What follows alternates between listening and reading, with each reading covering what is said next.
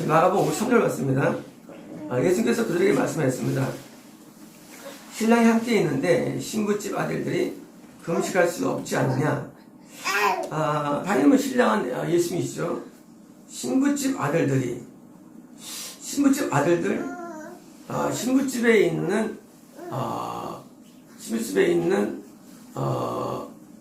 쉽게 말하면 신부집에서 신랑에게 이제 함을 가져오고 놀러오고 또 함께 어울리는 사람들이 말하며, 동시에 이것은 신부집 아들들은 이제 기뻐하는 사람들이다. 쉽게 말하면 신부집은 우리를 말해요. 구원받은 자애들. 원래 우리가 신부죠. 신랑 예수님이시고, 신부집 아들들은 신부집에 있는 들러리들을 말하면서 이 외적으로는요, 동시에 이것은요, 우리와 같이 예수님께는 신부가 되면서 구원받은 성도를 말합니다. 그러니까 이것은 구원과 밀접한 관계가 있는 거예요. 이런 거예요. 요한의 제자들 금식해. 이거 바리새인들 금식해. 왜? 죄 때문에, 음란 때문에 울고, 미움 때문에 울고, 시기심 때문에 울고, 또 마음의 탐욕 때문에 울고, 울어야 돼. 그래, 금식해야 돼. 나쁜 거 아니야. 또 마음의 고통, 악한 생각 때문에 울고, 금식은 애통을 말합니다. 성결을 말합니다. 그래, 그거 해야 돼. 그런데 지금 왜 내 제자들이 금식 안 하는 줄 알아? 그건 다른 게 아니라, 그것은 구원의 은혜는 다른 거라는 거예요. 구원의 은혜는. 자, 구원에 올 때까지는 우리는 그 죄랑 싸우기 위해서, 마귀랑 싸우기 위해서 많은 고통이 수반되죠. 우리가 로켓가 올라갈 때 얼마나 많이 혈액이 듭니까? 근데 한번 로켓가 뜨면요, 어떻습니까? 편해요. 그때부터는 이제 로켓가 대역권 벗으면 그때부터는 자유자재예요. 왜? 거기는 중력작용 안 하니까.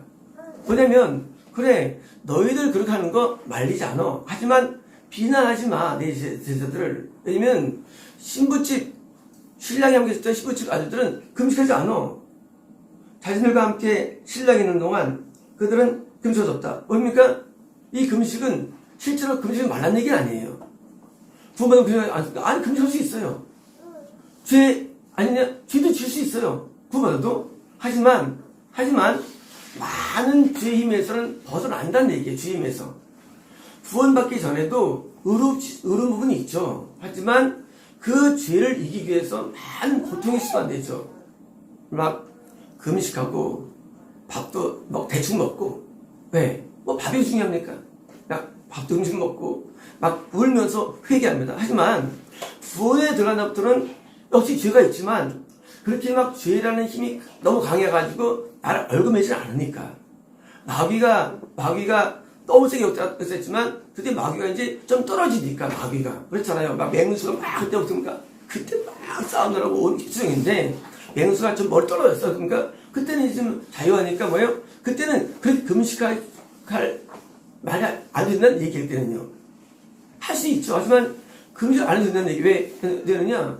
죄와 사망의 법에서 해방됐는데 생명의 성령의 법, 이것은 뭐냐면요, 처음에 건널 때 성령이 들어오시죠. 하지만 이 생명의 법은 그게 아니에요. 생명의 성령, 이것은 보혜 성령입니다. 보혜 성령. 이 보혜 성령을 의미하는 게요, 진리 영도 있고요, 생명의 성령을 부르는데요. 그래서 뭐예요? 구원의 성령이에요. 구원의 성령. 이 생명은요, 구원을 말하는데, 우리가 자꾸 로마서 8장을 이해할 때 성령 다 있지요. 처음부터. 성령 한 영이거든요. 그게 아니라 이것은요, 생명의 성령. 다시 말하면 구원의 성령, 보혜의 성령, 내 영에 들어서 예수의 영이에요. 신랑이 우리에게 들어서 어떻게 합니까? 그때는 뭐예요? 예수의 능력으로 그때부터는 귀신이 쉽게 제압되는 거예요. 죄를 지을 수 있어요. 악이 될 수 있어요. 하지만 그것이 쉽게 이길 수 있는 거예요. 동물들이 어떻습니까? 쉽게 동물을 물리치는 거예요. 누구 때문에? 예수님의 능력 때문에. 해서 생명의 성령의 법이 뭐예요? 법이냐? 그래서 뭐냐면 실제 존재하니까. 법은 우리가 국가가 법이 있어요. 법은요, 리얼리티에 따라 존재하는 거예요. 법은요, 우리 국법이 있어요. 국가에서 국법이 존재하죠. 우리가 왜 이런 어떤 가정법이 있습니까? 가족이 또 가족이 된 것처럼 마찬가지로 이런 실제적인 우리가 어떻게 예수님이 실제로 우리 마음에 들어오셔서 드디어 뭐니까 내가 신랑 아들들이 되어서 그다음에 금식할 필요가 별로 없다는 거죠. 이제부터는요. 금식의 무효성이 아니라 금식의 경우가 많지 않다는 얘기예요. 어떤 겁니까? 드디어 죄 때문에 막 시달리고 하는 게 많지 않은 거예요. 왜 말씀하냐면 내가 승리의 삶을 살기 때문에. 승리할 때부터 뭐예요? 그때부터는 이제 그 전에 패배할 때 오는, 패배에서 오는 그런 애통과 그런 고통들이 적으니까 그때는 이제 그냥 내가 그냥 신랑이 함께 있으니까 별로 오히려 뭐예요? 기쁨과 환희와 어떤 그런 게 더 많으니까. 많으니까 이제 그 맹수와 싸울 때 어떤 고통이 적으니까 이제 뭐예요? 오히려 축제 모드로 가는 거예요. 축제 모드로. 마음속에서요. 물론 죄 지을 수 있죠. 하지만 힘이 약해졌으니까 거꾸로 뭐예요? 의임이 강해졌으니까 이제는 금식하지 않고 잘 먹고 먹는다. 그래서 뭐니까 그들부터 신랑이 빼앗겨질 시간이 올 것인데, 자, 예수님께서 드디어 이제 우리가 구원을 받았다 할지라도 우리가 뭐예요? 구원의 상실 내지 구원의 이탈이 위험성일 때가 있습니다. 구원이 이탈될 수 있어요. 우리가 그때는 뭐예요? 그때는 금식합니다. 구원을 받은 상태에서는 충분한 건데 뭐예요? 그때는 이제 그 예수님의 능력 때문에 쉽게 죄가 이겨지고요. 죄를 잘 안 져져요. 죄가. 근데 그때는 이제 드디어 축제로 사는 거예요. 하지만 뭐예요? 아니라는 거예요. 그것도 위험할 수 있어요. 어때니까 다시 내가 신앙에 약해져가지고 예수님이 내게서 밀려나가는, 쉽게 말하면 내 안에 예수님께서 뭐예요? 멀어지는 때가 올 수 있습니다. 이게 뭐예요? 혈액 뺏길 기간이에요. 그때 그냥 기도하세요. 그러니까 구원을 받았다 할지라도 내가 그 충만한 은혜 가운데 있을 때는 별로 움직일 필요 없지만, 그러나 구원할 때 할지라도 내가 죄가 다시 몰아지고 예수님의 능력이 약해지면서 뭐예요? 다시 구원 상실의 유의가 되니까 그때는 금식으로 다시 보니까 다시 또 땅이라는 말입니다. 신앙은 유동적인데 겁난 다음에 다시 뭐예요? 내가 구원에 도달할 때까지 많은 금식을 해야죠. 어제 어떤 분이 식사를 해줘가지고 안 먹고 나와서 얘기했어요. 나는 원래 옛날에도 편의점 음식을 한 5년 먹었다 그랬죠. 나는 편의점 음식이 막 나한테 막 옛날에 먹고 그냥 굶기도 뭐 먹는 거 이렇게 신경 안 쓴다고 말씀을 드린 적이 있어요.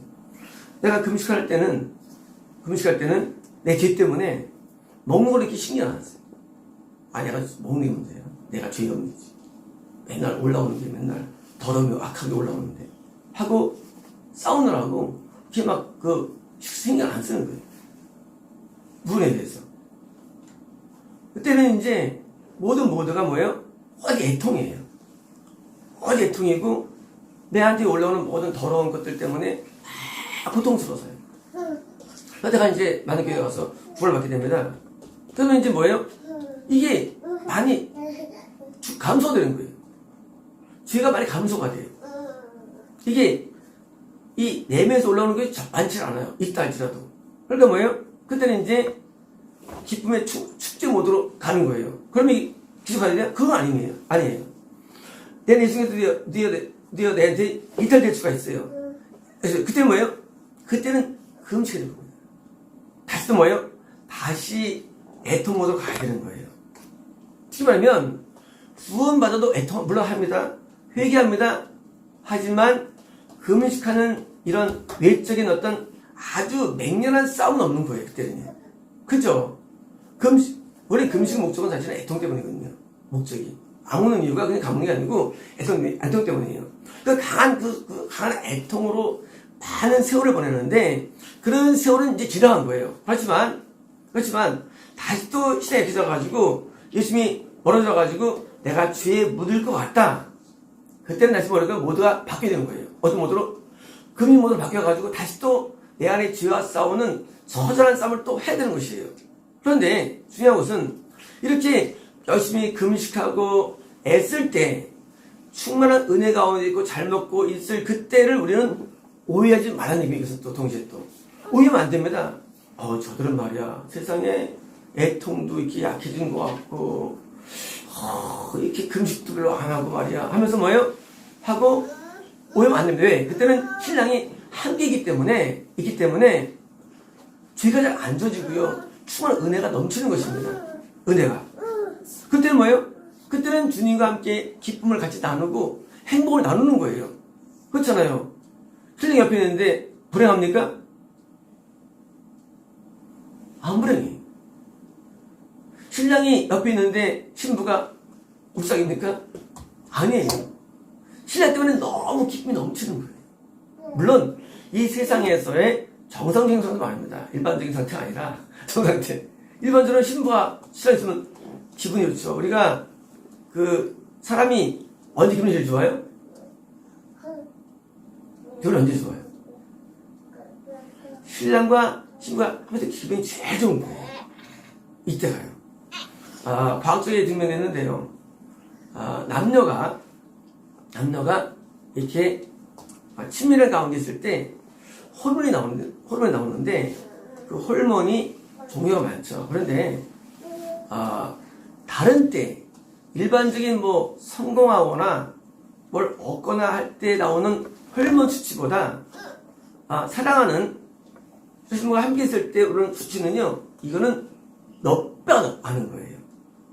다시 말하면 신부한테는요, 신랑이 있을 때 제일 기분 좋아요. 우리가 영적으로요, 예수와 함께 할 때 그 기분이 참 째집니다. 기분이 째져요. 그래서 환경이 있는 거예요. 영적인 환경이. 그럴 때 그런 상태에서 금식하면 애통됩니까? 애통도 진짜 안 돼요. 어떨 때는. 그때는 같이 예수님과 즐거워하고 기뻐하는 거예요. 행복해하고. 그러다가 이제 드디어 마음이 뭐가 약간 어두워지고 약해지고 죄가 들어요. 그러니까 그때 뭐예요? 다시 또 금식하는 거예요. 뭐냐면 예수님과 함께하는 두 번의 세계가 이어야 되는데 그때 보니까 나오는 게 뭐예요? 그때 나오는 게 찬양이 아주 놀라운 찬양이 나오는 거예요. 막 찬양이 막 있잖아요. 찬양들 가운데 이런 충만한 찬양들 있잖아요. 놀라운 날이 오네요. 나오는 거예요. 그때 옛날에 어떤 교파가 있었는데 교파에서 은혜 받은 장면을 본 적이 있습니다. 아주 옛날에 한 30년 전인데 당시 신흥교파였는데 그 교파가 드디어 찬양을 부르는데 찬양이 얼마나 충만한지 부르는데 아까 그 찬양 비슷한 찬양이었어요. 800박자 찬양이었는데 그럴 때는 아주 그냥 충만해가지고 막 은혜 찬양이 막 넘치는 거예요. 찬양들이 이런 찬양들이. 그래서 일반적으로 찬송 가운데 은혜가 넘칠 때 부르는 찬양이 있고요. 또 은혜 속에 올 때 찬양이 있고 그래서 항상 두 개로 구성되는 거죠. 찬양 내용들이. 우리가 예수 믿을 때 오는 이 환희가 있습니다. 환희. 그래서 예수님 때문에 구원 속에 있을 때는 환희가 그때는 뭐예요? 금식은 안 돼요. 금식이. 물론 이때 금식은 밥 먹는 거 아니라 영적인 어떤 애통을 말하는 거예요. 하지만 뭐예요? 다시 또 내 마음속에 죄가 들어오니까 다시 또 금식하는 겁니다. 다시 또 하나님 앞에 애로 나가는 거예요. 그래서 다시 또 수도생활을 하는 거예요. 특별히 수도생활은요, 금식을 일상적으로 하는 걸 말해요. 수도생활은요, 이런 문명 차단을 싫어하는 거예요. 문명 차단을. 일상적으로 금식하고, 일상적으로 사는 거예요. 왜? 죄랑 멀리하기 위해서. 하지만, 주님께서 드디어 신을 내서 내 충을 오셨다, 돈 받았다, 그러니까, 그때는 이제, 기쁨이 넘치게 뭐예요? 그때는 이제 금식을 안 해주고요. 그때는 하나님께서 또 교회를 만들어주시고, 그래가지고, 드디어, 이게 언제 이루어집니까?